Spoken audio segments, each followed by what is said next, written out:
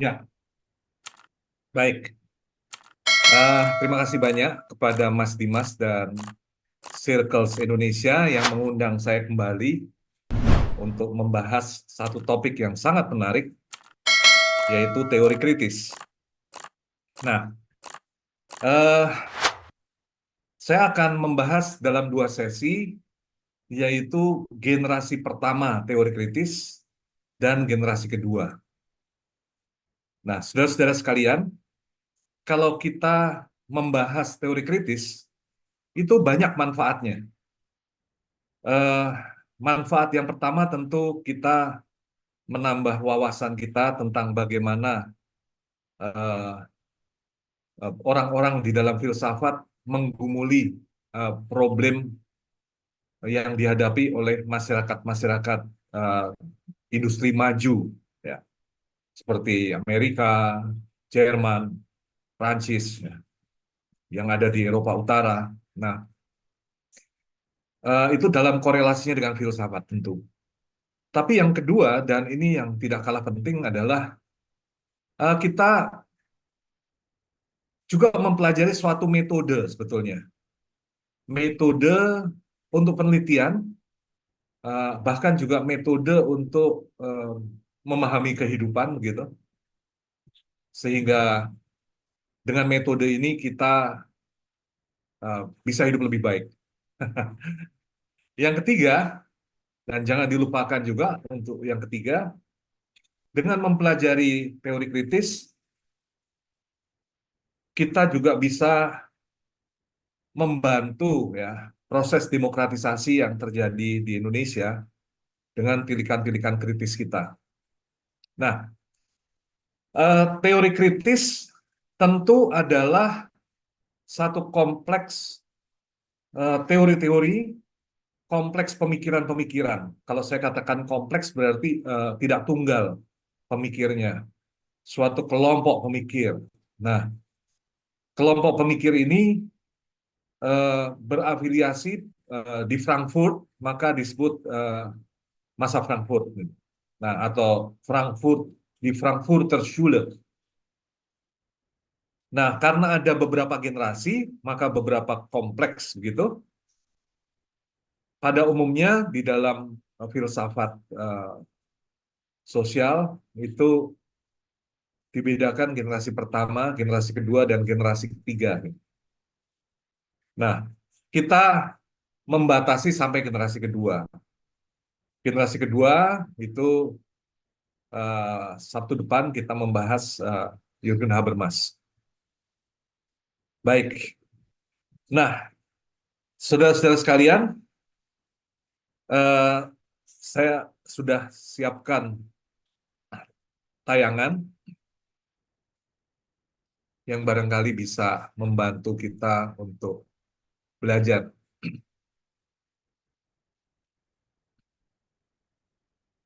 Kita mulai dari mana ya kalau membahas teori kritis? Jadi akses masuknya itu bisa bermacam-macam. Misalnya, salah satu akses masuk yang biasa dilakukan adalah lewat jalur Marxisme.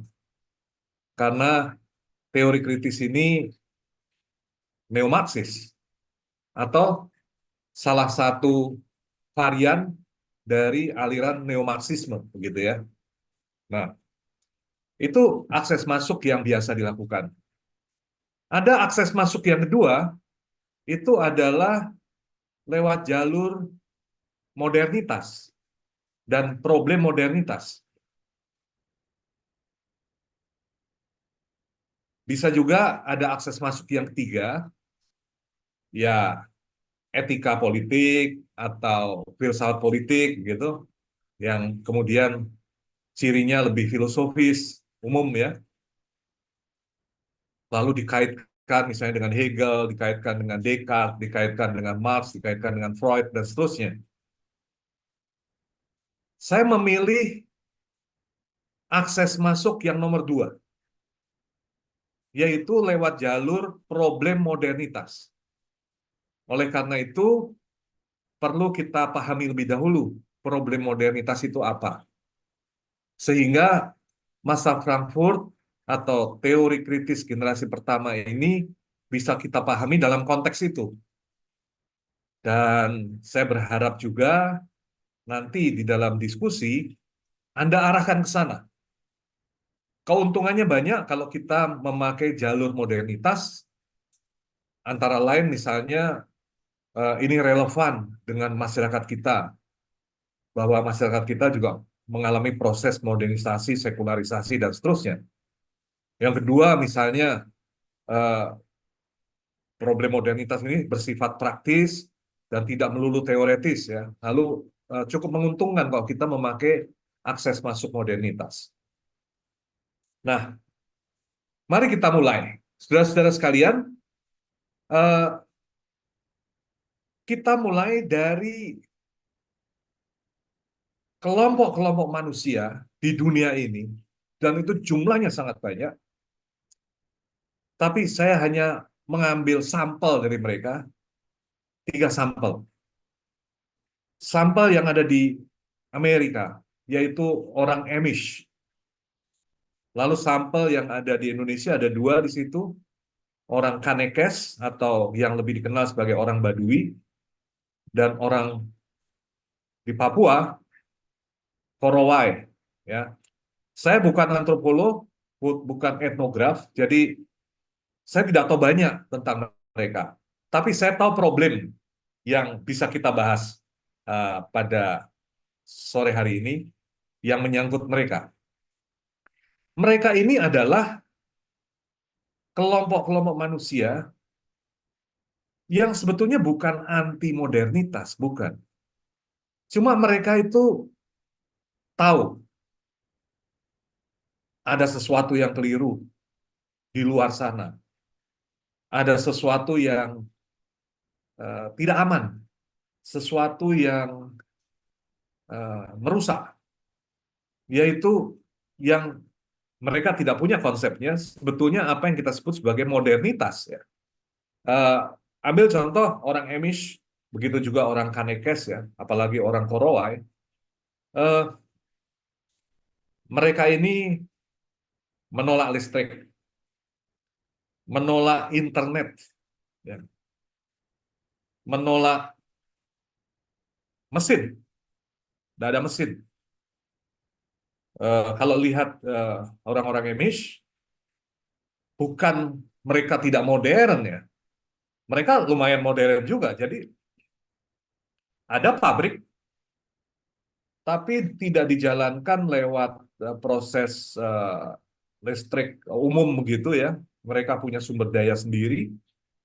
Ada pemakaian juga semacam internet begitu, tetapi tidak tersambung dengan WWW gitu ya, internet luar gitu. Lalu pakaian mereka juga baik-baik, bahkan beberapa juga berbisnis, ada yang mempunyai uh, bisnis furniture yang sangat bagus dari mutu yang tinggi ya. Nah, uh, demikian juga orang Kanekes itu adalah manusia-manusia yang otentik, tradisional, mempertahankan tradisi, menjaga adat, uh, keserasian dengan alam, menenun sendiri, ya, menghidupi kehidupan mereka sendiri. Ada sesuatu menurut mereka di luar sana yang kita sebut sebagai modernitas ini yang ya kalau dikatakan mereka lawan mungkin terlalu keras ya. Mereka berjarak dengan modernitas. Ada apa sebetulnya dengan modernisasi dan modernitas ini? Nah, saudara-saudara, itu duduk masalah kita sebetulnya. Ada apa dengan modernitas? Eh, di dalam katalog ilmu-ilmu sosial modern itu ada kelompok teori-teori atau kelompok ilmu-ilmu sosial yang mengambil posisi berjarak terhadap modernitas. Saya tidak sedang mengatakan misalnya bahwa kelompok uh, ilmu-ilmu ini eh, sebetulnya pada posisi yang sama seperti Amish begitu ya, atau seperti Kanekes, Horowai. Tidak, tidak, sama sekali tidak. Eh, saya hanya ingin mengatakan begini, ilmu-ilmu sosial modern yang berjarak dengan modernitas ini menyadari betul ada masalah dengan modernitas. Perlu Anda pahami bahwa ilmu-ilmu sosial, misalnya sosiologi dari Auguste Comte, kemudian Emil Durkheim, dan Max Weber, itu kan tumbuh bersama dengan industrialisasi Eropa. Ya, kata sosiologi kan awalnya juga eh, sebetulnya dari eh, kata yang lebih mendasar lagi yaitu socius, yaitu teman. Nah, asumsinya adalah manusia itu makhluk sosial. Nah, artinya sosiologi sejak awal itu tumbuh dalam rangka berjarak dan kritis terhadap proses individualisasi dan bahkan proses perkembangan masyarakat pasar di Eropa. Nah, eh, Anda cukup mempelajari Agus, bukan Agus Kong, tapi Emil Durkheim dalam bukunya tentang on suicide, ya, tentang bunuh diri. Dia menunjukkan bahwa proses modernisasi ini membawa serta anomi, dan anomi menghasilkan juga fenomena bunuh diri. Nah, jadi apa sebetulnya yang dipikirkan oleh para eh, pemikir ilmu-ilmu sosial ini? Yang mereka pikirkan ada sesuatu yang keliru dengan industrialisasi, ada sesuatu yang keliru dengan kapitalisme gitu ya. Begitu. Maka dari itu eh, ilmu-ilmu itu tumbuh. Eh, Sebetulnya sedikit banyak ya, sedikit banyak boleh dikatakan. Barangkali ini terlalu berani mengatakan, terlalu gegabah juga mungkin melawan liberalisme sebetulnya. Mereka lebih pro-sosialis. Ilmu-ilmu itu, kecuali kalau kita lihat seperti Max Weber gitu ya. Max Weber itu ya sosiologinya disebut sosiologi, sosius ya. Jadi betul-betul menjelaskan tentang bagaimana eh, kehidupan sosial dalam modernitas itu dibangun. Namun eh, tendensinya sangat kuat pada kapitalisme dan individuasi itu sendiri, proses individualisasi. Jadi pada umumnya sebetulnya sangat kritis. Nah, eh, saudara yang paling kritis terhadap proses modernisasi sebetulnya adalah eh, ilmu-ilmu sosial Marxis yang awalnya adalah dari Marxisme, dari Karl Marx itu sendiri. Eh, Boleh dikatakan Karl Marx dalam buku-bukunya yang atau dalam tulisan-tulisannya yang kemudian dikumpulkan dengan judul oleh David Rezanov, Paris Manuscript ya, lalu juga Das Kapital. Itu adalah buku-buku atau karya-karya dari Karl Marx yang kalau kita baca eh, ingin menggelorakan revolusi pasti, tapi bukankah di abad 18 ya, itu terjadi revolusi Prancis, ada revolusi industri juga. Revolusi apa pula yang ingin digelorakan? Eh, Buku-buku dari Karl Marx ini kira-kira kalau mau dikatakan begini secara mudah gitu. Revolusi Prancis bersemboyan eh, apa namanya, liberté, égalité, fraternité gitu ya. Liberté sudah diwujudkan dalam revolusi Prancis. Égalité sudah diwujudkan. Kira-kira begitu ya, kurang lebih. Tapi fraternité belum. Artinya revolusi Prancis sebetulnya proses liberalisasi dan ditopang oleh kekuatan-kekuatan ideologi modern yang tumbuh sejak awal modernisasi, yaitu liberalisme. Nah, Marx muncul dengan ide untuk fraternite, persaudaraan, bagaimana menggelorakan revolusi sosial, revolusi sosialis. Nah, kita dapat mengatakan bahwa mereka yang bertumpu pada teori-teori Marxis, ia masih menjalankan program itu, fraternite. Tak terkecuali neo-Marxis, tak terkecuali masa Frankfurt atau di Frankfurter Schule yang kita bahas pada uh, siang hari ini. Maka saya sebut teori kritis generasi pertama atau di Frankfurter Schule, Frankfurt School, itu memiliki persaudaraan batin dengan Marxisme. Kata persaudaraan batin ini saya terjemahkan dari bahasa Jerman, die Wahlverwandtschaft atau persaudaraan batin ya. Jadi kalau kita bersaudara dengan adik-adik dan kakak-kakak itu persaudaraan darah. Nah, kalau kita kagum dengan sebuah teori dan kemudian dipengaruhi oleh teori itu, misalnya kita lalu menjadi Freudian atau menjadi Marxis, atau kita sendiri menjadi seorang Habermasian semacam itu ya, ya kita disebut mempunyai persaudaraan batin dengan teori-teori itu. Nah, Frankfurt School mempunyai persaudaraan batin dengan Marxisme. Nah, oleh karena itu kita perlu jelaskan dulu bagaimana Frankfurt School ini uh, dan kaitannya dengan Marxisme.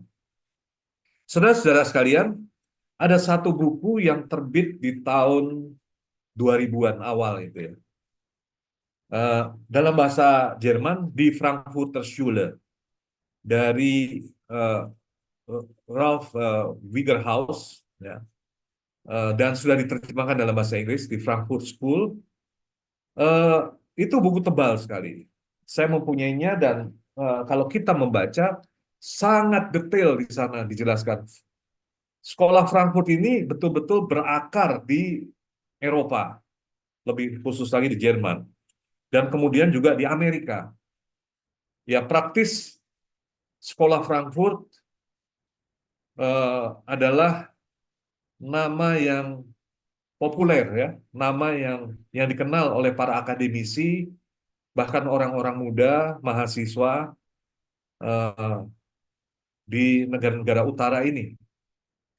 Saya pernah sekali datang di sebuah konferensi di Bonn ya, kota Bonn, Jerman, eh, tentang American Way of Life, American Way of Life. Nah, ternyata frase American Way of Life ini ditanggapi secara serius oleh konferensi itu sebagai satu realitas sosial baru yang menggejala sampai ke Jerman. Nah, datanglah para pembicara dari Amerika juga ya untuk bicara tentang itu. Dan nah, ini yang menarik. Di antara mereka itu bicara tentang pengaruh masa Frankfurt dalam industri budaya yang ada di Amerika. Agaknya masa Frankfurt ini di Amerika ketika mereka pindah ya karena ada Holocaust ada Nazi ya di Jerman. Mereka pindah ke Amerika. Nah, di Amerika ini mereka mengarahkan kritiknya bukan pada fasisme. Kalau ketika di Jerman mereka mengarahkan pada fasisme. Nah, di Amerika mereka mengatakan bahwa sesuatu seperti fasisme itu juga ada di Amerika, yaitu iklan. Iklan itu propaganda.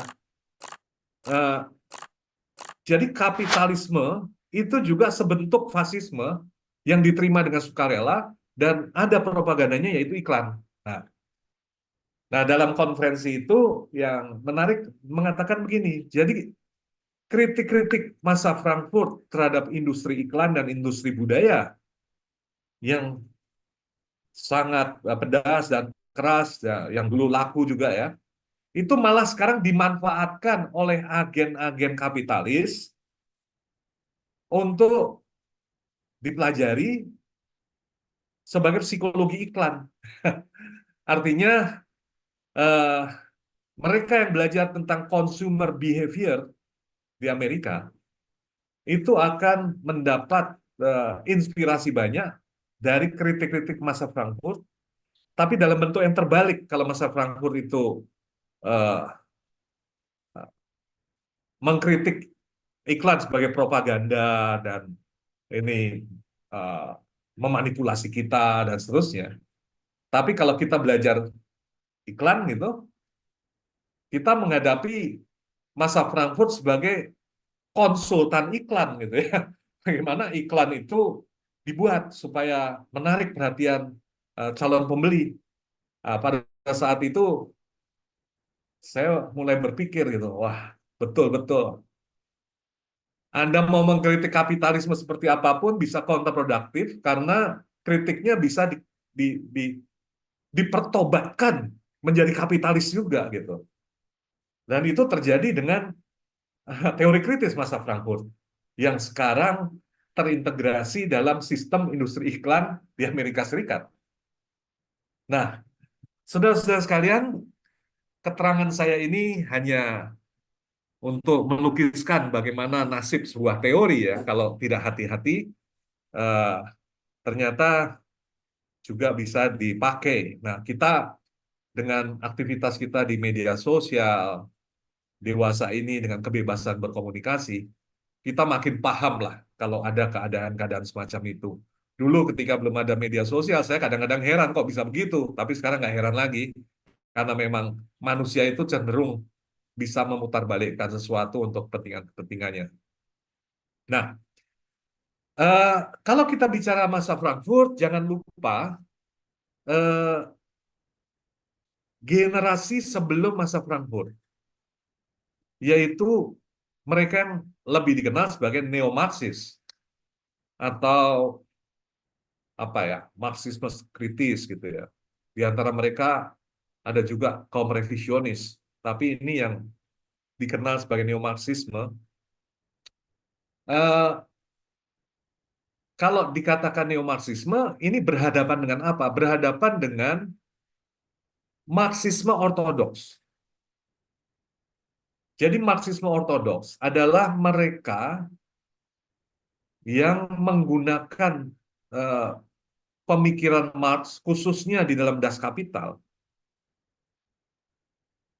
eh, sebagai ideologi dan yakin bahwa apa yang ditulis oleh Marx itu bisa terjadi dalam kenyataan.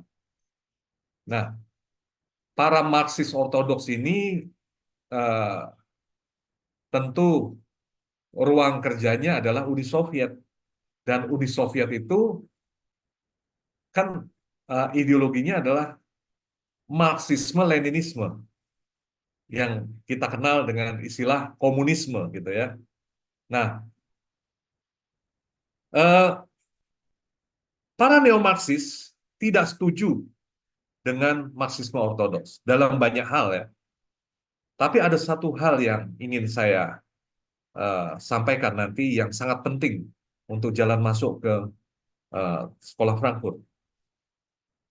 Saudara-saudara, kalau dari tubuh filsafat sendiri, neo-Marxisme itu adalah salah satu aliran yang cukup penting di dalam filsafat kontemporer, di samping aliran fenomenologi dan eksistensialisme. Tokoh-tokohnya adalah Karl Korsch, Georg Lukács, dan Antonio Gramsci. Oke, bentar. Nah, ada satu film yang tadi kita bertanya ya, apa masalah dengan modernitas ini? Nah, film Yang saya maksud ini memberikan jawaban atas pertanyaan itu, yaitu Modern Times dari Charlie Chaplin. Dalam film itu dilukiskan bagaimana Charlie Chaplin menjadi buruh dari pabrik dan perilaku dari Charlie Chaplin di dalam pabrik itu adalah perilaku yang diotomatisasi oleh dan meniru mesin, kira-kira begitu. Satu, dua, terjadi keterasingan antara Charlie Chaplin dengan teman kerjanya. Ketiga, ada bos, yaitu para pemilik modal di situ yang mengendalikan seluruh proses produksi dan mengawasi proses produksi. Nah, apa yang disajikan di dalam film Modern Times itu adalah satu ironi bahwa manusia yang semula diringankan oleh teknologi dan industri itu menjadi bagian integral dari sistem teknologis dan industrial itu, menjadi semacam skrup dari mesin-mesin yang ada. Nah, itu persis adalah duduk masalahnya. Bagaimana membebaskan kembali manusia dari kurungan eh, kita sebut saja misalnya sosoknya itu adalah birokratisme, mekanisme, alienasi, eh, depersonalisasi, ya. Hal-hal semacam itu yang dialami oleh orang-orang modern. Dalam khususnya kalau kita lihat eh, film Modern Times dari Charlie Chaplin. Nah, Karl Marx adalah salah seorang yang mempunyai keprihatinan yang besar ya terhadap alienasi yang dialami oleh buruh di dalam industri kapitalis. Kalau Anda membaca buku tulisan dari Friedrich Engels, Die Lage der arbeitenden Klasse in 19. Jahrhundert, itu dalam bahasa Indonesia adalah situasi kelas pekerja di abad ke-19 ya, khususnya di Birmingham di sana. Anda akan melihat ya bagaimana eh, sistem kapitalis itu bekerja. Jadi eh, anak-anak di bawah umur harus bekerja lebih dari 8 jam untuk mendorong kereta-kereta berisi batu bara untuk memasok energi untuk pabrik. Lalu para buruh itu sendiri tinggal di tempat kos berdesak-desakan. Jadi ruang yang mungkin 4 kali 6 gitu ya, itu sudah 10 orang ada di sana, bisa laki dan perempuan ada di sana. Jadi hidupnya sungguh tidak manusiawi. Kalau ada penyakit menular, menular dengan cepat. Belum lagi terhitung bagaimana pendidikan bagi anak-anak dalam situasi semacam itu. Makanan juga seadanya. Membaca buku itu kita tahu ya bahwa kapitalisme itu kejam. Kalau itu ada di dalam GBHN kita tempo hari dikatakan eksploitasi de l'homme par l'homme gitu kan. Nah, sering diucapkan begitu. Uh, Mengeksploitasi manusia untuk manusia gitu ya. Nah, itu ya orang yang ngomong gitu di era GBHN dulu ya harusnya memberi contoh ya. Bacalah buku dari Engel ya. Mereka sudah alergi dulu ya dengan Engel, alergi dengan Marx sehingga hanya ngomong semacam itu tanpa menjelaskan apa yang terjadi.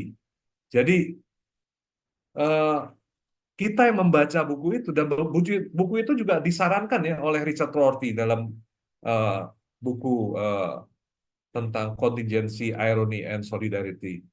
Ini buku yang bagus untuk dibaca supaya memunculkan rasa-rasa kemanusiaan kita. Kita tahu memang kapitalisme ini kejam, sistem yang menghisap seperti lintah yang menghisap darah sehingga kita sakit karena dihisap terus gitu ya. Nah, oleh karena itu orang seperti Marx itu bekerja lama di British Museum untuk membangun suatu teori emansipatoris yang akan membebaskan buruh dari kondisi mereka. Nah, saudara-saudara sekalian, kalau kita membaca buku-buku Karl Marx, baik Paris Manuscript dan juga kemudian Das Kapital, ada satu pola analisa yang selalu dipakai oleh dia. Jadi begini, ada gambar yang ada di layar ini, saya pasang supaya kita bisa tahu cara analisanya. Masyarakat modern itu terdiri dari dua bagian. Bagian dasar ini kita sebut sebagai basis, dan atasnya itu bangunan atas, disebut bangunan atas atau superstruktur. Basis itu infrastruktur, yang atas itu adalah superstruktur atau bangunan atas. Nah, bangunan atas ini isinya adalah ideologi. Ini tidak lain daripada kesadaran.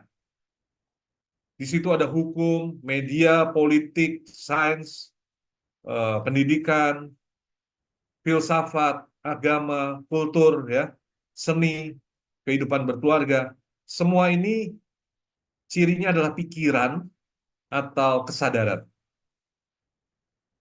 Sedangkan di bawah yang menjadi dasar itu disebut basis atau infrastruktur, itu ekonomi. Ekonomi terdiri dari dua bagian, yaitu sarana-sarana produksi yang tak lain daripada teknologi, ya, bahan-bahan mentah. Kalau kita lihat di pabrik itu ya mesin-mesin dan bahan-bahan mentahnya, alat-alat kerja di situ. Kalau kita lihat pertanian tentu cangkul, ya. Kita lihat pertukangan tentu adalah gergaji, palu, dan seterusnya. Dan hubungan-hubungan produksi, yaitu antara majikan dengan buruh. Kalau dalam industri sipil misalnya ya antara mandor dengan tukangnya, antara pemilik bangunan dengan kelompok tukang, ya, yang pada dasarnya adalah hubungan-hubungan kekuasaan antara majikan dengan buruh, antara kapitalis dengan mereka yang kemudian disebut dengan istilah diambil dari kelompok miskin di zaman Romawi kuno, proles, ya, kaum proletar atau proletariat gitu kan. Nah, jadi itu adalah hubungan kekuasaan. Nah, menurut Marx, basis menentukan superstruktur. Ada determinasi dari basis ke superstruktur. Berarti kalau ada perubahan pada basis, niscaya terjadi perubahan pada superstruktur. Maka itu pandangan Marx, khususnya dalam Das Kapital, itu disebut determinisme ekonomi. Menurut Marx, saudara-saudara sekalian, sarana-sarana produksi itu progresif karena teknologi berkembang. Tetapi relasi-relasi produksi itu konservatif karena hubungan kekuasaan cenderung konservatif, tidak mau membuka diri. Jadi Anda bisa bayangkan, Apa yang terjadi di basis? Tegangan yang luar biasa, bukan? Nah, kalau tegangan itu tak tertahankan oleh basis yang adalah ekonomi, maka terjadi letusan, letusan yang disebut revolusi, revolusi. Nah, kalau terjadi revolusi, maka seluruh bangunan superstruktur ini akan berubah.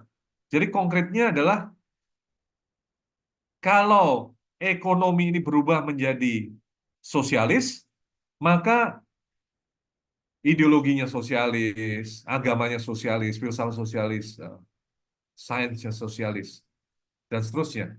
Jadi terjadi perubahan yang niscaya pada bangunan atas, gitu. Ini namanya eh, determinisme, ya, determinisme ekonomi. Nah, ini tidak disetujui oleh neo-Marxis, determinisme ekonomi ini.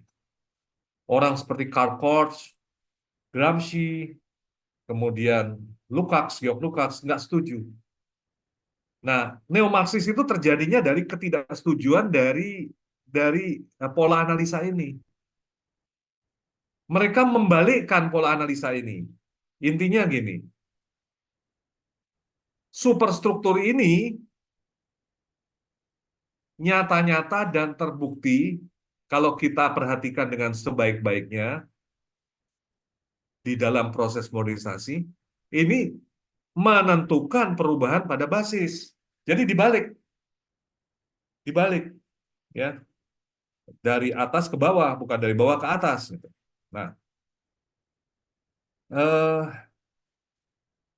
ya tentu saja para neomarxis ini kenapa bisa berubah semacam itu dalam analisa, eh, ada pengamatannya. Pengamatannya adalah begini, saudara. Marx Hmm. itu kan meramalkan bahwa revolusi itu terjadi eh,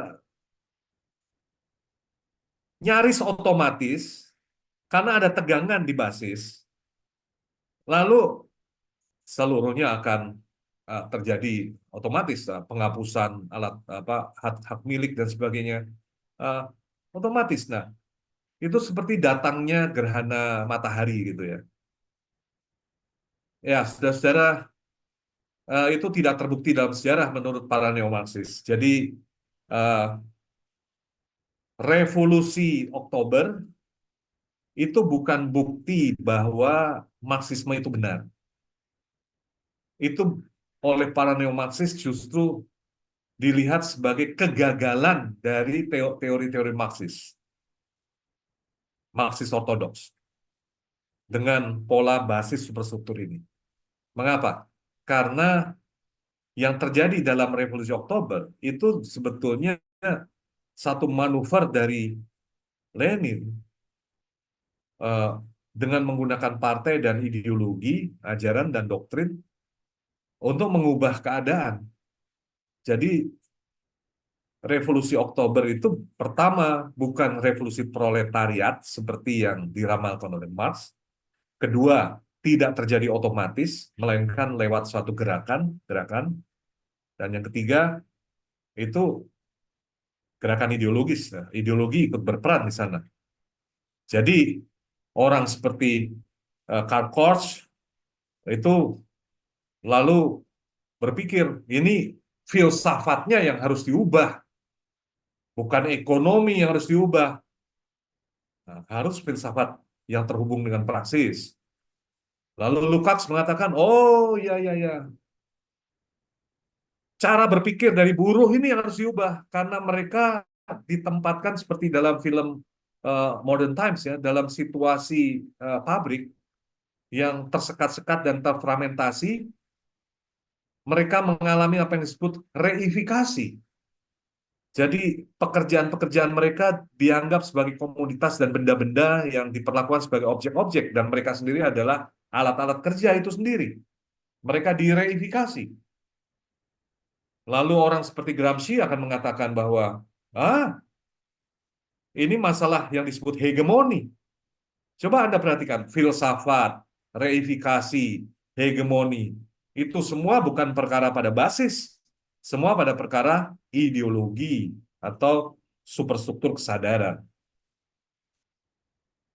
Nah, saudara-saudara, kalau kita masuk dalam pemikiran di Frankfurter Schule atau sekolah Frankfurt, ya tidak jauh-jauh dari Neumarxis yang sudah membalikkan analisa yang sekarang dari superstruktur ke basis. Jadi, mari sekarang kita fokus pada perkara-perkara superstruktur. Begitulah kira-kira semboyan dari uh, sekolah Frankfurt, ya.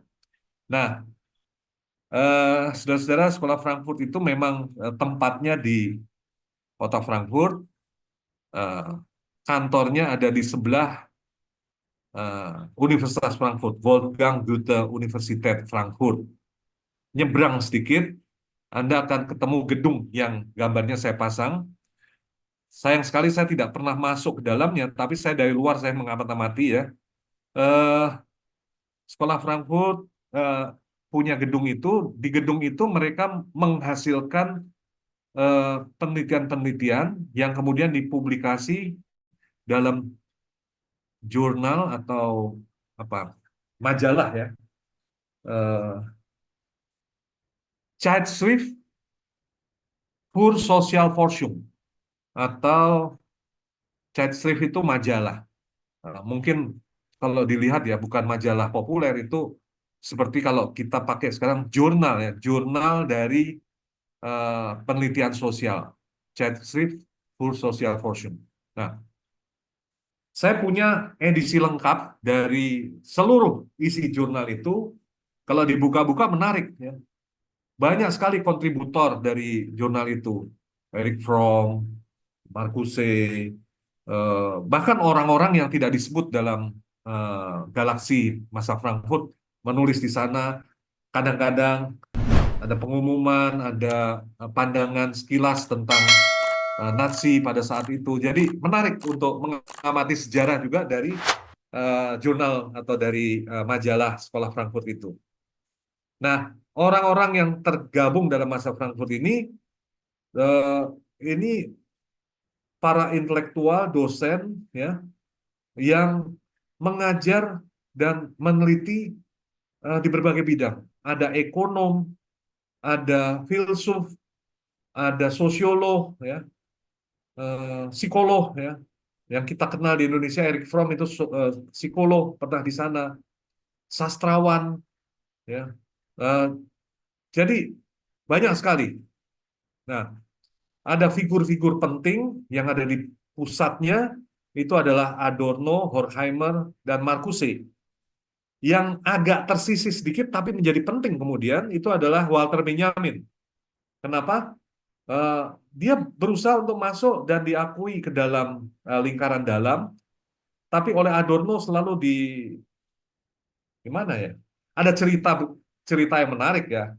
Itu membentuk cerita sendiri antara hubungan Adorno dengan Walter Benjamin. Jadi eh, Benjamin itu menulis disertasi judulnya Passagenarbeit atau Arcade Project gitu ya dalam bahasa Inggris. Itu tentang arkade-arkade yang ada di Paris selama abad 19. Dia eh, menulis sebetulnya makna estetisnya apa dari arkade itu, karena itu juga menjadi pusat perbelanjaan di abad 19. Nah, itu sebetulnya buku yang bagus yang kemudian bisa menjadi titik tolak dari apa yang kita kenal sekarang sebagai postmodernisme. Itu juga buku penting untuk culture studies ya. Cuma Adorno tidak pernah menerima eh, disertasi itu. Jadi Arcade Project itu tidak pernah diakui gitu sebagai satu disertasi oleh Adorno. Ya, Benjamin ini filsuf yang pesimis ya, pesimis ya. Dia dia bunuh diri, tapi bukan karena ditolak disertasinya, bukan soal itu. Eh, Ditolak tidak apa-apa, dia terbitkan sendiri. Nah, pada saat itu lama-kelamaan di tahun 70-an di Jerman, karya-karya Benjamin mulai dipelajari. Tapi agaknya itu mulai dikenal justru oleh orang Amerika. Dia populer di Amerika, lalu baru di Jerman. Di Jerman mulai dipelajari tahun 70-an dan uh, Walter Benjamin menjadi filsuf uh, ya dari Frankfurt School boleh, tapi relatif mandiri dia. Dan bahkan dia yang menginspirasi Habermas dalam soal hermeneutik dan penggunaan hermeneutik dalam teori kritis. Nah, saudara-saudara, kalau kita bicara tentang teori kritis, jangan lupa ya eh, untuk memahami 4 arti kritik di dalam teori kritis.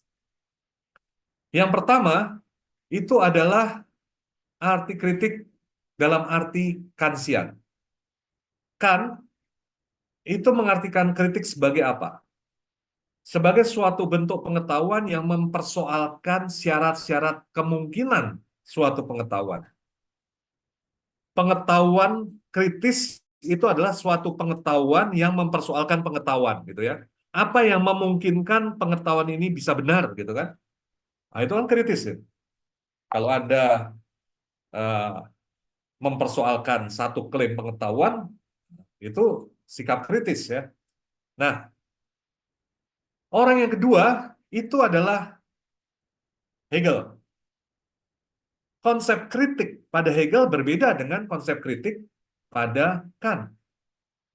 Konsep kritik pada Hegel bersifat historis. Kritik adalah proses refleksi diri.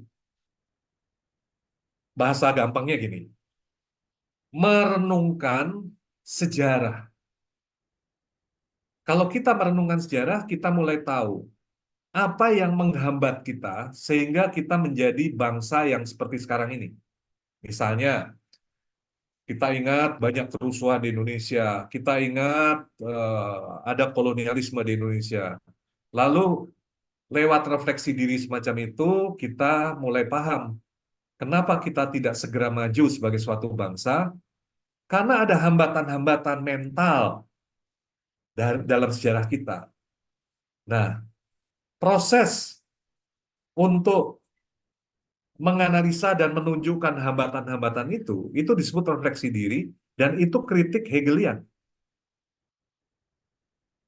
Yang ketiga adalah kritik dalam pengertian Marxis, ya, Marxian. Hegel dan Kant, konsep kritiknya bagi Marx itu terlalu teoretis, tidak mengubah keadaan. Ya, Anda tahu kalau kita bicara Marx itu Marx adalah orang yang sangat akademis tentu ya, orang yang mengerjakan teori-teorinya dengan darah dingin, dengan sikap berjarak, bukan orang yang emosional, bukan. Tapi saya bisa melukiskan dia gregetan gitu ya dengan Hegel dan Kant. Kenapa teorinya mengawang-awang di atas? Sebetulnya kritik sejati bukan refleksi diri, bukan syarat-syarat kemungkinan, tapi revolusi itu sendiri. Revolusi adalah kritik. Kita lakukan revolusi, baru itu namanya kritik. Artinya apa? Kritik itu harus menjadi praktik, atau dalam bahasa Yunani praksis. Nah, di dalam eh, sejarah ya, dari teori kritis ya, konsep praksis ini eh, terus-menerus digali ya. Maaf, saya melihat Jeffrey angkat tangan, kenapa ya? Mungkin bisa direspons nanti. Oh, salah ya. Oke, siapa tahu memberi isyarat. Nah, oke. Lalu ada yang keempat ya. Arti kritik yang keempat itu berasal dari bukan dari tradisi filsafat sebetulnya, dari psikologi ya, itu adalah dari Freud, kritik dalam pengertian Freudian. Nah, ini baru diperkenalkan bukan oleh neo-Marxis seperti Kortz dan Gramsci, bukan, tapi diperkenalkan oleh Adorno, Horkheimer, dan Marcuse. Nah, apa itu kritik dalam pengertian Freud atau Freudian? Tidak lain daripada proses psikoterapi, yaitu bagaimana eh, menunjukkan eh, hambatan-hambatan psikologis, ya bisa dalam bentuk alienasi, dalam bentuk kesadaran-kesadaran palsu ya, atau penipuan diri ya, self-deception. Macam-macam yang dikerjakan atau yang ditemukan oleh Freud itu dipakai oleh teori kritis untuk diarahkan pada masyarakat. Nah, baik. Orang pertama yang akan kita bahas itu adalah Horkheimer. Ya, ini adalah direktur dan pelopor, founder dari Sekolah Frankfurt dan teori kritisnya. Dia orang Yahudi, pernah studi filsafat di Freiburg, dan menjadi direktur dari institut itu ya, meninggal tahun 73. Nah, saya tidak perlu terlalu banyak membahas tentang biografi dia. Buku-bukunya uh, yang sangat terkenal adalah uh, teori kritis dan teori tradisional, lalu gerhana akal budi ya, atau eclipse of reason. Nah, ini tadi majalah itu. Nah, mari kita lihat sebentar tentang Horkheimer ini. Saya tadi mengatakan, kan titik tolak kita adalah ada apa dengan modernitas? Sehingga orang Amish, Kanekes, itu berjarak dengan modernitas. Nah, eh, teori kritis itu juga berjarak loh dengan modernitas. Sebetulnya mengikuti jiwa dari sosiologi modern sebetulnya. Nah, cuma begini, saudara. Dalam sosiologi modern, itu ada tendensi kuat bahwa sosiologi itu ingin menjadi seperti ilmu alam. Itu karena semangat asli yang diletakkan oleh Auguste Comte sebagai pendiri sosiologi. Kalau bisa, sosiologi itu mempunyai ketepatan prediksi seperti fisika, kimia, dan biologi gitu ya. Maka tidak perlu memakai metode sendiri, harus metode objektif seperti yang dimiliki oleh ilmu-ilmu alam. Nah, menurut teori kritis generasi pertama ya, pretensi sosiologi modern yang kemudian kita sebut sebagai positivisme itu justru tidak emansipatoris. Itu malah akan melanggengkan struktur kekuasaan yang ada, justru malah berteman dengan masyarakat liberal dan tidak akan membangun masyarakat sosialis yang sebetulnya merupakan utopia yang melekat pada sosiologi modern, kira-kira begitu. Oleh karena itu, perlu dihantam ini nih. Soal metode dulu harus dihantam. Kalau metodenya dihantam, nanti isinya akan berubah. Jadi, Anda yang bekerja di perguruan tinggi dan ingin mengubah sesuatu, amati dulu tuh metode kerja dari siapapun di lingkungan Anda. Metode itu yang harus dihantam dulu. Nanti kan isinya akan berubah. Nah, di sini, saudara-saudara, orang seperti Horkheimer mentematisasi adanya dua macam tipe teori. Yang disebut teori tradisional, lalu juga teori kritis. Teori tradisional itu tak lain daripada positivisme dalam ilmu-ilmu sosial. Nah, pendekatan masa Frankfurt disebut teori kritis. Bagaimana itu? Menurut Horkheimer nih ya, teori tradisional itu metodenya induktif dan deduktif. Pengetahuannya ahistoris.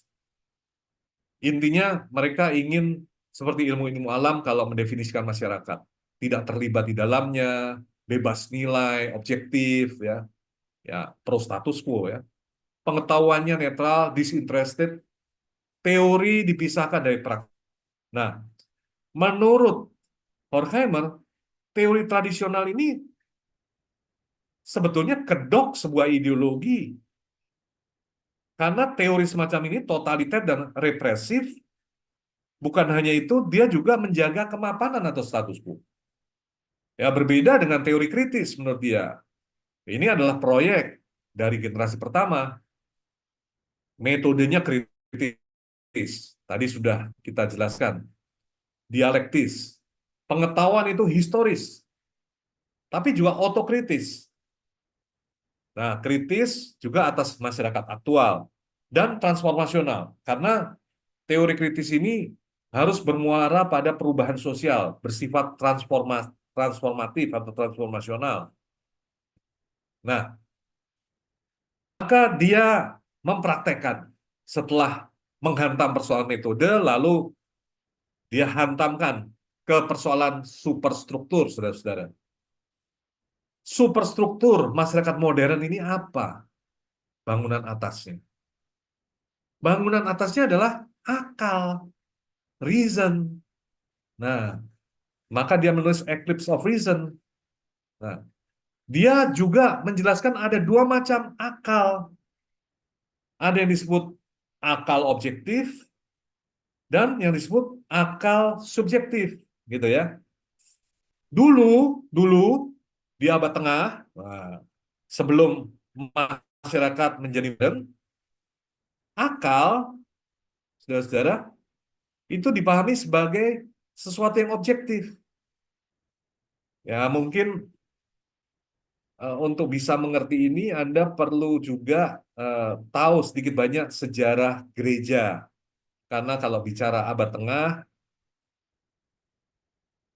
sulit dipisahkan dari gereja gitu ya, atau Katolisisme. Nah, begini, dulu rasio itu bukan persoalan individu.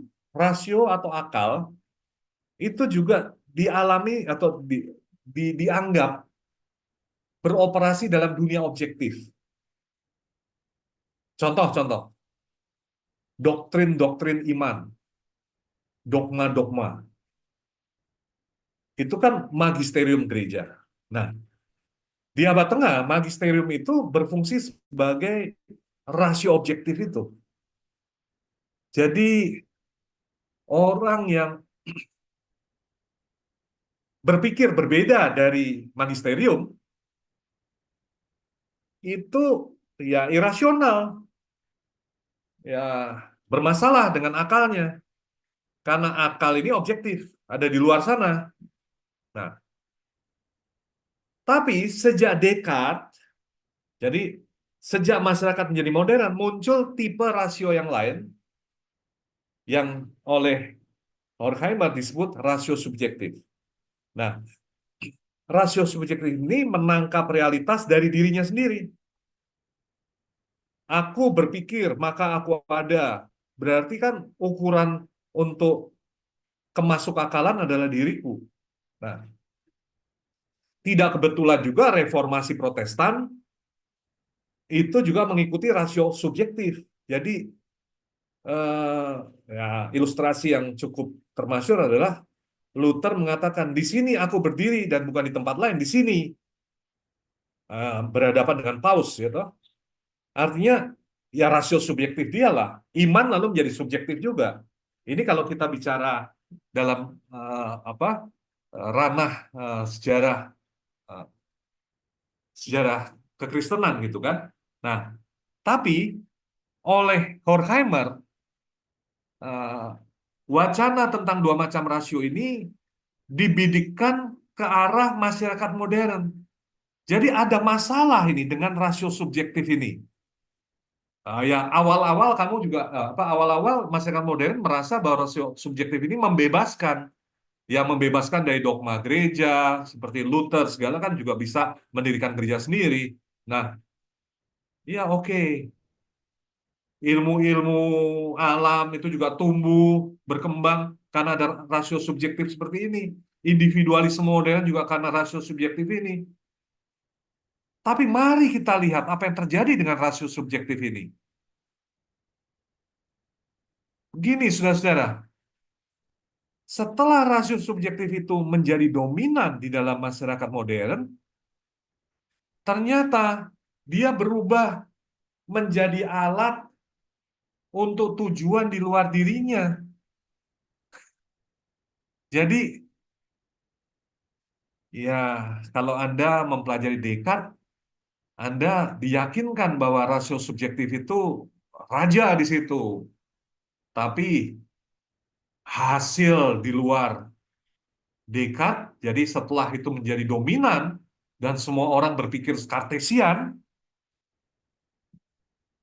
ternyata rasio subjektif itu menjadi alat untuk tujuan di luar dirinya.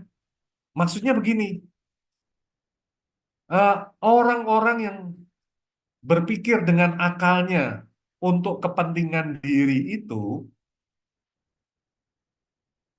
ternyata bisa dimanipulasi dari luar untuk memenuhi fungsi-fungsi tertentu di dalam sebuah struktur.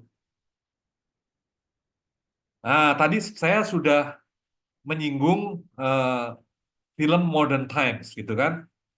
Jadi Charlie Chaplin yang bekerja tentu dia menggunakan rasio subjektifnya. Dia bekerja untuk kesejahteraan dia, untuk sukses pribadinya. Maka dia bermotivasi untuk memasang skrup itu. Tetapi secara keseluruhan, secara struktural, dia sebetulnya tidak lain daripada suatu fungsi di dalam sebuah struktur yang besar. Nah, berarti rasio subjektif itu bukan lagi raja, melainkan budak dari mega sistem modernitas. Begitu loh. Nah, ini yang bikin frustrasi orang seperti eh, siapa? Horkheimer. Ada sesuatu yang salah dengan modernitas ini. Jadi, rasio objektif ini membangun sistem pengetahuan sistematis tahu dianggap ada, itu Plato, Aristoteles, Hegel kalau untuk filsafat. Nah, rasio ini berfungsi hanya sebagai alat survival individu, alat problem solving. Lalu dari situ muncul istilah baru yang kita kenal sekarang yaitu rasio instrumental. Contohnya adalah empirisme. Jadi para peneliti di perguruan tinggi dari sudut pandang Horkheimer itu memakai rasio subjektifnya dengan metode empiris hanya untuk mencocokkan satu konsep dengan dunia empiris. Sebagai keseluruhan, mereka bisa digantikan dengan mesin sebetulnya. Nah, sekarang ada AI. Sekarang ada AI, mereka nggak dibutuhkan, gitu kan? Ya, gara-gara rasio subjektif itu yang membuat eh, mereka menyediakan diri untuk struktur yang tidak pernah akal mereka mereka pakai untuk tujuan-tujuan lain. Jadi apa yang mau dicari oleh Horkheimer yaitu suatu bentuk rasio lain yang bukan rasio subjektif, yaitu rasio kritis betulnya. Nah, saudara-saudara, modernisasi tidak lain daripada formalisasi rasio. Rasio itu dikosongkan dari isi sehingga bisa diisi dengan macam-macam. Saya gimana menggambarkannya? Jadi, eh, kalau orang-orang itu lapar, itu kan perutnya kosong. Kalau perut kosong, dikasih nasi bungkus untuk demo, ya berangkat demo lah. Ada nasi bungkus. Begitu juga, kalau rasio dikosongkan dari isi, hanya bukan berarti mereka bodoh, enggak. Mereka tahu matematika, mereka tahu ilmu-ilmu empiris dan sebagainya, tapi tidak tahu tujuan moral dari ilmu-ilmu itu, bebas dari moral, bebas dari value, ya diisi dengan value apapun. Misalnya di tangan seorang Hitler, maka para ilmuwan akan bekerja untuk fasisme. Nanti di tangan kapitalis, para ilmuwan akan bekerja untuk industri kapitalis. Tergantung untuk nilai mana. Kalau ada para penganut khilafah, para ilmuwan akan bekerja untuk khilafah, Islamisme. Jadi rasio ini kosong, hanya berfungsi sebagai alat untuk mencapai tujuan-tujuan, begitu loh. Nah, saudara-saudara, Adorno ini melanjutkan apa yang dijelaskan oleh uh, Horkheimer. Ya, saya tidak detail tentang riwayat hidupnya. Dia anak seorang musikus ya, uh, dan dia juga senang seni. Uh, dia menjadi profesor di Frankfurt ya. Dia adalah uh, pembimbingnya, mentor lah dari Habermas ya. Nah, orang Yahudi juga. Nah, bukunya banyak, negatif dialektik, sosiologi musik, teori estetis ya, dan culture industry. Oke, saya tidak membahas semuanya, hanya yang penting-penting saja ya. Terutama adalah dialektika negatif. Saudara-saudara, dialektika negatif ini juga harus dilihat dalam konteks pertanyaan kita. Ada apa dengan modernitas ini? Begini, Hegel itu kan terkenal dengan dialektikanya.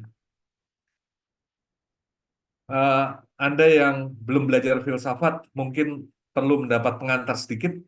Jadi kalau kita lihat proses modernisasi, itu adalah satu proses yang progresif. Nah, oleh Hegel, itu disebut sebagai proses dialektika. Dari tesis, antitesis, lalu sintesis. Nah, setiap sintesis itu ada kemajuan, ada peningkatan yang disebut sebagai Aufhebung. Nah, Aufhebung itu adalah pendamaian dari segala kontradiksi. Nah, kalau kita lihat dalam contoh, misalnya eh, dari masyarakat pertanian, agraris, menjadi masyarakat industri. Nah, tentu eh, di masyarakat pertanian itu ada feodalisme, lalu ada tuan-tuan tanah, dan ada para buruh tani, gitu kan? Nah, itu tesis antitesis.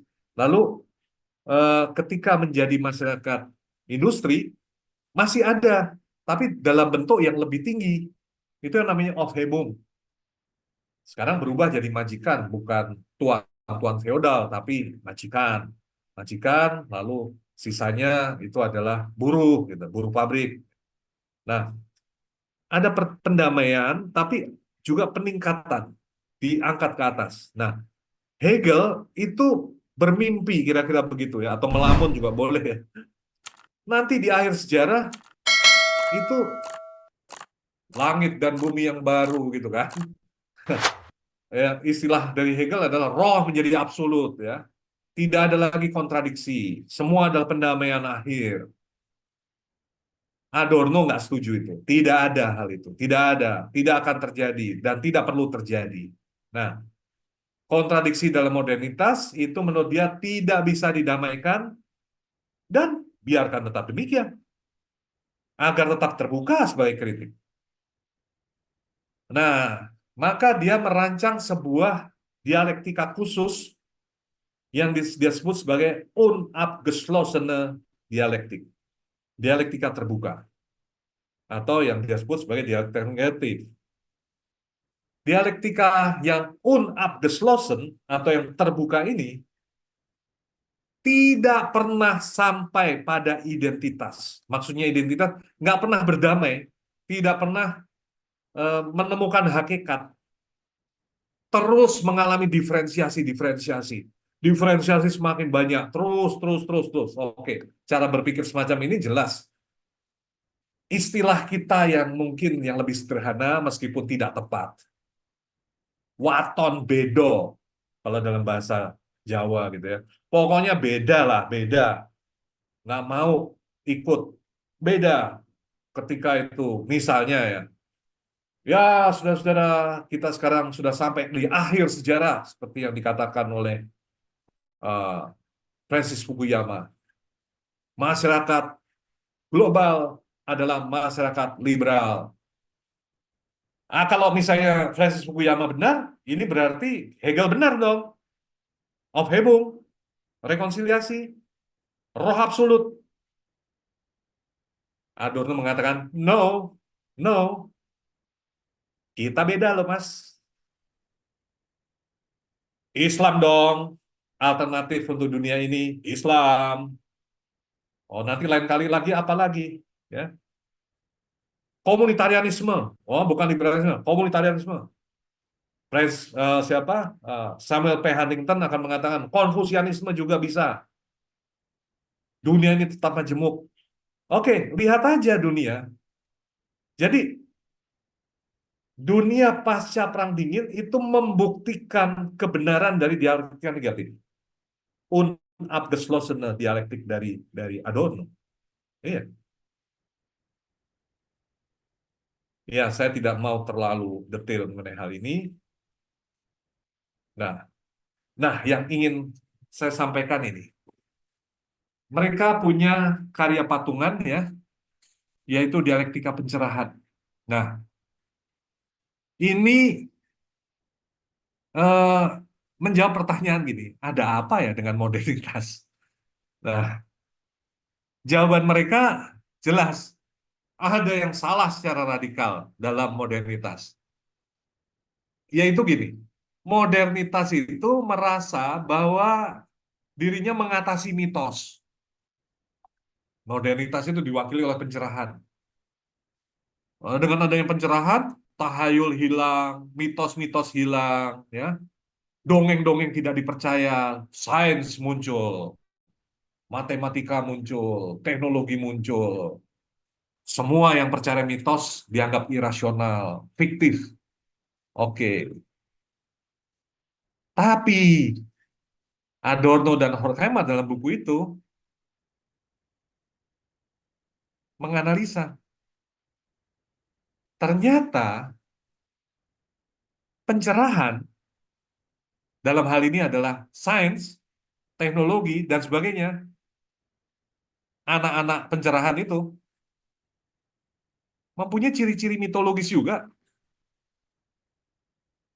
Keyakinan yang terlalu besar kepada metode, ada proses-proses ritualistik juga dengan SOP. Oh, coba aja lihat, kalau sudah menjadi modern, misalnya ilmu ekonomi modern, itu kan beda dengan yang tradisional. Kok sudah modern, oh, manajemen, itu kelihatan mekanisnya. Mekanis, coba orang-orang yang ada di pusat-pusat perbelanjaan yang menjadi SPG itu beda dari orang-orang tradisional yang masih terasa bebas ketika melayani pelanggan, masih ngobrol di warung Tegal dan sebagainya. Tapi SPG senyum, senyum mengikuti SOP, senyum. Selamat datang, mari belanja, sampai datang lagi. Jangan lupa, itu semua diperagakan, diulang-ulangi seperti kaset. Nah, mitologis itu. Itu apa bedanya ya dengan dukun? Apa bedanya dengan orang yang di masa lalu menyembah berhala? Apa apa bedanya dengan keyakinan-keyakinan tua mitologis ya tentang roh-roh dan sebagainya? Sekarang ya tentu lebih modern. Uang misalnya, uang. Uang itu kalau kita perhatikan baik-baik, itu apa? Katanya Tuhan zaman ini uang. Cuma Menteri Purbaya itu kan juga ngurusi uang ya. Orang-orang cemas. Nah, Lalu Imam Agung Keuangan seperti Menteri Purbaya akan mengatakan, jangan khawatir, mereka tidak bisa menghitung. Saya bisa menghitung gitu kan. Kita tenang, ya. Tapi uang itu apa? Itu kan hasil kesepakatan, simbol. Ada mantra pada uang juga. Seolah-olah kalau uang berubah nilainya, hidup kita berubah, ya. Kalau kita jatuh miskin, habislah sudah kita, diri kita. Ah, uang itu menjadi kuasa simbolis yang betul-betul memperbudak kita. Nah, jadi apa bedanya ya masyarakat modern dari masyarakat tradisional? Ternyata pencerahan itu juga mitologis. Berarti ada dialektika dong dari mitos ke logos. Jadi logos itu ternyata mitos baru. Atau mitos itu sebetulnya sudah mengandung logos, tapi logos itu sendiri mengandung mitos. Nah, ini membingungkan dan kebingungan ini dilukiskan dalam sebuah mitos yang dipelajari oleh mereka. Oh, sangat bagus ya tulisan itu, dialektika pencerahan, yaitu mitos Ulises. Ketika Ulises pulang dari perang Troya menghadapi berbagai godaan di jalan. Ada Circe, tukang sihir, ada Siklop, raksasa bermata satu, ada para sirena yang mendayu-dayu dan menggoda dari si Ulises itu ya, supaya mereka tersesat, tidak tidak sampai ke kampung halamannya. Nah, eh, sebetulnya apa yang dilakukan di situ, eh, Ulises itu ingin menemukan subjektivitas atau rasio subjektif itu yang ditemukan dengan disiplin baja, meng, apa namanya, mencegah segala godaan, mengendalikan diri dan seterusnya. Tapi ternyata kalau kita lihat itu perjalanan pulang, pulang kembali ke Ithaka, tempat awal dari Ulysses. Nah, berarti sebetulnya ini satu parodi besar bahwa sebenarnya modernisasi tidak kemana-mana dalam hidup manusia. Ya, kita kembali lagi lah. Tapi dalam bentuk baru, namanya sains dan teknologi. Tapi itu mitos kita. Mungkin agama kita juga. Jangan mencemooh orang-orang tradisional dong, yang punya agama, punya mitos. Kita juga punya dalam bentuk lain, gitu ya. Saudara-saudara, bukankah ini kebingungan? Malah bagusan jadi Amish, jadi Kanekes, ya, atau Korowai gitu ya.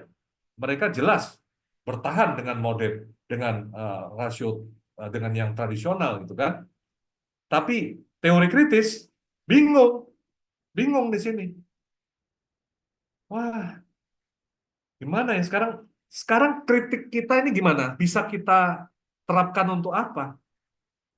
Akhirnya mereka juga pesimis dengan kemungkinan mengkritik masyarakat lagi. Karena rasio kritis itu sendiri bisa jadi mitologis. Kalau sekarang Anda kritis, nanti ya jadi dogmatis juga. Yang sekarang demo melawan rezim, nanti duduk di parlemen menjadi rezim baru dan penindas baru.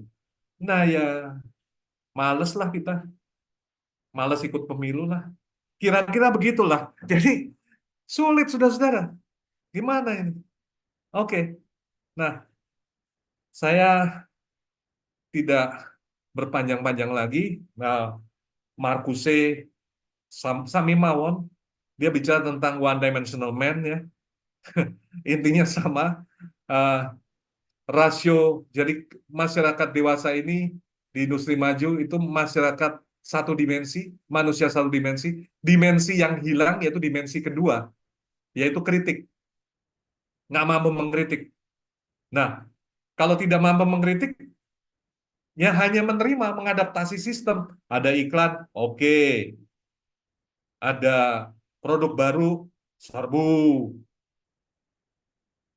mirip seperti perilaku rakyat dalam rezim fasis yang menerima propaganda. Nah, eh, Marcuse adalah salah satu tokoh dari masa Frankfurt yang manfaatnya banyak untuk dipelajari untuk iklan ya, karena dia sangat kritis terhadap iklan. Saya tidak mau panjang lebar mengenai ini. Dia punya satu tulisan juga, Repressive Tolerance ya. Ya, masyarakat modern ini adalah masyarakat yang sangat toleran, bebas ya. Silahkan, ada kebebasan berpendapat bagi semua, tetapi dalam kenyataan kebebasan itu hanya dapat dinikmati oleh kelompok pemilik bisnis, media, dan posisi politis. Jadi dilihat pada bagian-bagian memang tampak toleran, tapi keseluruhan toleransi itu malah memelihara status quo penindasan.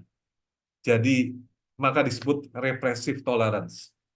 Saudara-saudara, intinya pertanyaan awal kita ada apa dengan modernitas?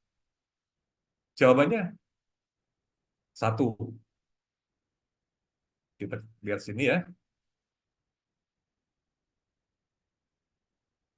Ada patologi, saintisme, tekno-antusiasisme, kapitalisme, janji-janji emansipasi yang dibawa pencerahan berakhir dengan penindasan baru. Ada jalan buntu, pencerahan. Nah, pertanyaan saya sekarang, apa jalan keluarnya jadi Baduy aja ya? Atau menjadi Korowai? Atau yang agak keren sedikit jadi Amish gitu ya? Kita diskusikan aja deh. Supaya mungkin lebih produktif sore hari ini. Baik, terima kasih Prof.